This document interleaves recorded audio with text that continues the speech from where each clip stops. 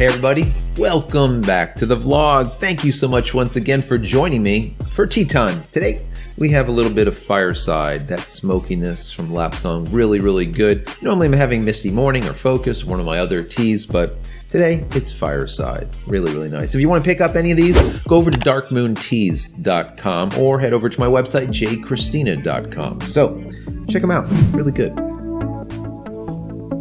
Today is going to be a Canon day, and it's a little bit of more of a question than a discussion, I would have to say, than anything else. The question is, can an EOS R Series mirrorless APS-C live alongside of their M Series, right? So their M50, for example, their KISS, as they call it overseas. Now, we know that the KISS or the M50 or M anything is just a money maker, a cash cow for Canon. They make a lot of money on those cameras. So these cameras have been doing really well for them, and I've been always just wondering, what will Canon do when they come out with a full frame mirrorless camera, as they have now with the R, the RP, the R6, the R5, on and on and on. What will they do? Now, I've speculated in the past that they're most likely going to come up with an R1, which will be the equivalent to a 1D, and probably an R7. That would be equivalent to a 7D, right? But there was some rumors going back and forth that the beginning of 2021, we were going to see an APS-C version of a mirrorless camera from Canon that will have an RF mount. The problem is, where in the lineup would that camera go? Would that be a replacement to the EOS M Series? Or will it be an R7? Where will it go? And that is the question that I really want to kind of talk to you guys about today. Now, we've heard that Canon's been working on something for quite some time that will be an APS-C mirrorless camera, a new mirrorless camera. And a lot of the folks out there have been speculating it's going to be a new flagship M Series. And I just don't know if that's going to be the case. It could be. But they have said that that camera was going to be coming out in 2021, the very first quarter. And then they pushed it back to the first half. And now we're hearing most likely towards the end of 2021 that we're going to see a new mirrorless APS-C version of their camera. So are they going to do something similar to what Nikon did with their Z50, all right, and create this camera as a low-end type of camera, a cheaper camera? Or, like I said, are they going to move more towards an R7, where it will be a higher-end camera in comparison to the M Series, and literally leave the M Series alone and just continue to produce them since they're doing so well? This is kind of my thought here. Are they going to go down the Nikon road, or are they going to take a different path with this? Now, if all the things that I was speculating, basically by the end, like last year, that we were going to see an R7, if that does come to fruition, then most likely, what a lot of people are saying, that the M Series is going to slowly die and that they're going to kind of get rid of it little by little and replace it with the RF, maybe is not really the case. Canon has always had a couple of lens lines, an EF lens line, their APS-C lens line, of course their M Series lens line. It's not an issue for them to have a lens line. Canon has a ton of lenses. Now, do they want duplication? Well, kind of yes and kind of no. It's not a bad thing to have an RF line and an M line and an EF line, right? It's not a bad thing, in my personal opinion, because they could then maintain that those M-line lenses are cheaper, okay, more affordable, a better value for the people that are just getting into photography, that want a walk-around camera and don't want to spend the money for RF lenses. Guys, we all know RF lenses are expensive, and many of them are even better than EF lenses, and EFL lenses, L glass, which I shoot with, right? All of their professional line of glass. So, you know, to do away with the M series and make it into a RF mount probably would not be a good thing. You have to have kind of both sides to it. You have to have a camera for the amateur and the pro-am, and you have to have cameras for the professional.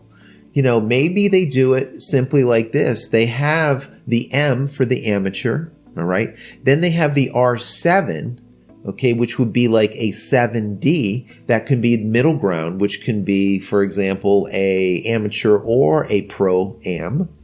And then they have their straight R line, like an R1, that is probably going to come, probably 2021, which will be their professional 1D replacement, okay? That is more likely what I think is going to happen. Now remember, a lot of the reports that we were reading at the beginning of the year stated that this new camera was going to have high-end features to it, all right? Like 1080p at 120 frames per second, 4K at 60p, so on and so forth. These are more features that we would see in a 7D in comparison to an M series camera. All right, so where does it stand? I don't know as of yet. But I mean, if we just take a look at, for example, this image right here, this right here would be like a concept. Okay, here we have that M line or that M series camera that could be coming out there, but how if it just simply, instead of being like this, had this R on it, okay? And now we have an APS-C version of this camera, but it is an R lineup camera.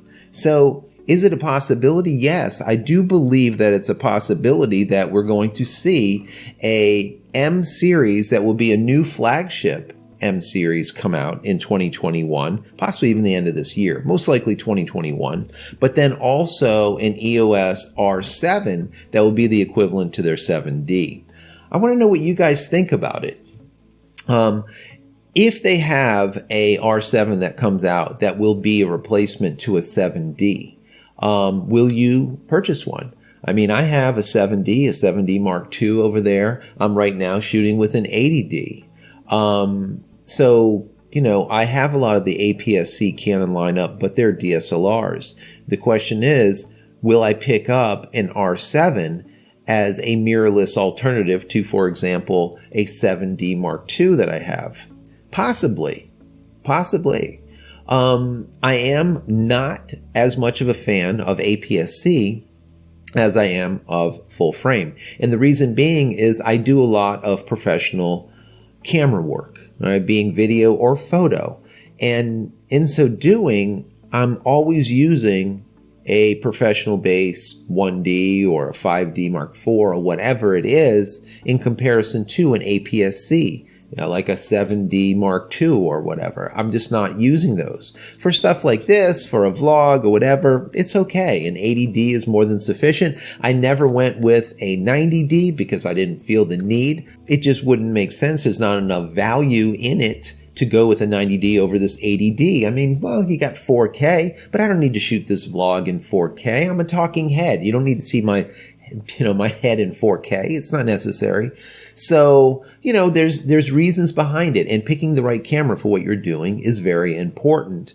And if Canon was to get rid of their M line, to replace it with the R line, once again, you end up with a problem, a hole in the market, a very large bunch of folks that will now be looking at other camera lines for that camera, for a camera that they can use, that they don't want to spend the money that they would have to purchase high-end RF glass. Now, could Canon get around that by creating RF lineup of lenses that are cheaper? Yes, they could. But why? You know, what would be the purpose of that? Just keep the camera. All right. There really doesn't make it. it really doesn't make a lot of sense to get rid of the M series, period. Because they're selling a ton of it and a lot of people want them. So a lot of these articles that I'm reading and a lot of these, these people that are in the photo industry saying that it's going away, I have a hard time believing it. It just doesn't make logical sense. That's my personal opinion. So like I said, is this something that you would purchase? Would you buy an EOS flagship M series, a new one? All right. Is it something that you would be interested in? Or would you much rather purchase an R7, which would be a replacement to a EOS 70 or 70 Mark II? Which one would you more be inclined to purchase? Or would you be more inclined to buy both because you do a lot of, like, let's say street photography and you want something really small to take along on trips like the M series, but you also are a pro amateur that shoots some professional work and you would like an APS-C version of an EOS R that is cheaper but still has a ton of features in it. Basically the equivalent of, instead of buying a 5D Mark IV, buying a 7D Mark II. All right, same type of thing. I want to hear your thoughts. I want to know what you think. So anyways, guys, this is a little bit of a short one today. I just saw some articles come through and I wanted to discuss it with you. I want to get your thoughts, your thinking on it. What do you think Canon will do here? So if you do have an APS-C camera or a full frame or a micro four thirds, most likely your sensor gets dirty as heck, especially if you have a mirrorless version of those cameras. So I created the Aurora Camera Care product, all right? And a lot of people have been asking me about cleaning their sensors. And of course, I recommend my product. Why do I recommend my product? Well, basically because instead of getting these little swabs and then a bottle and you put on like some type of agent on there, you don't know how many drops and did you put them in the right spot, you don't want to scratch anything, right? What I did is I fixed all that by coming up with these, right? So there's 5 sets in every one of these bundles. 5 sets of these. So you would have basically a vacuum sealed wet and dry. So you'd pull out the wet and you go over your sensor with the wet, then you pull out the dry and you go over the sensor with the dry to take off any type of cleaning residue, and you have a perfectly clean sensor every single time. There's no ambiguity about it. There's the exact amount of cleaning on every single one of the wet swabs. So it's very, very simple. Anyone can do it. Literally within 2 minutes, you have a perfectly clean sensor. Very, very simple. And like I said, there's 5 in here, 5 sets. What that means is you can clean your sensor 5 times. I mean, normally sensor cleaning is like $100 if you send it away. So for like $5 and change, you're going to clean your sensor. Okay, very, very easy. So if you haven't picked up any of these, you can go over to B&H Photo and Video, you can go over to Amazon, or you can head over to my website, JCristina.com. If you go over to JCristina.com, you can use a promo code YT20 at checkout, just for being a subscriber. Use YT20 at checkout. Anything that you put in your shopping cart, you're going to get for 20% off. That's it. Simple and easy. So if you're not cleaning your sensor, you really need to be. There's no reason to, after the fact in post-production, look at your beautiful sky, your beautiful sunset, and see all of these blotches all over the place that you have to go in there and fix. It's just stupid. Don't do that. Clean the sensor. It'll take you 2 minutes, and it's super simple. Anyways, guys, I hope you enjoyed this vlog. If you have, please throw it a big thumbs up. That would be very, very helpful. Don't forget to subscribe to the channel. And if you are subscribed, click this bell notification button over here. So whenever I go live or put out a new video, you will be notified of it immediately. And finally, head over to my website, JCristina.com, where you can find all the photography tools that I've invented for you and me over the years, and hopefully there's something there that you might like. And if there is, please pick it up and support me and my family. That would be awesome. Really appreciate it. That's it, guys. I'm out of here for yet another vlog. Many blessings to you and your family. Stay safe and stay healthy.